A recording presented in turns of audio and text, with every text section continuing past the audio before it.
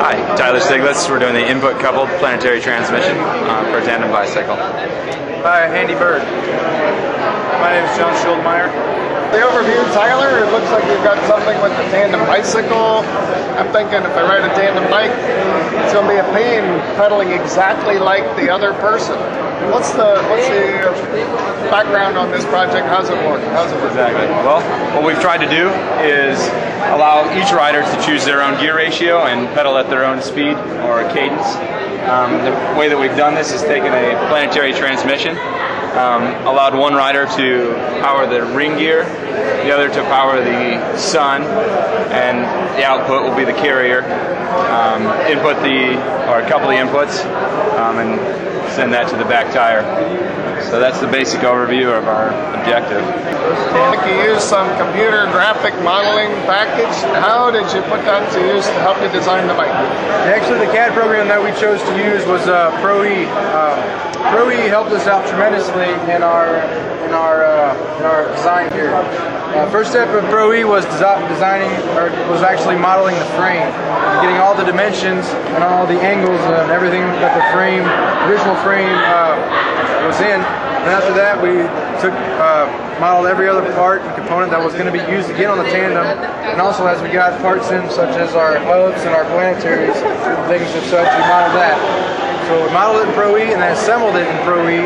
From there, we could easily move around our design and layout, just by a few clicks of the button and a few other components that Proj provided.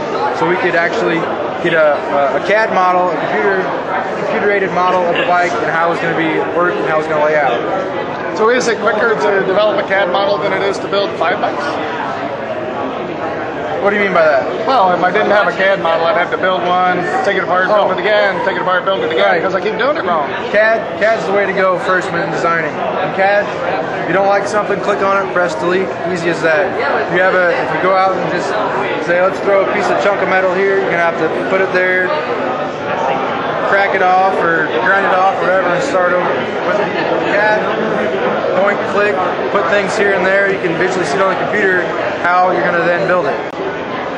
Tom, I'm looking at your new and improved tandem bike. Tell me about the challenges you faced. Of course, it started with the CAD model and everything, but I'm assuming this didn't go perfectly. What were the challenges of putting this thing together? Well, a lot of the problems we were able to deal with the CAD model.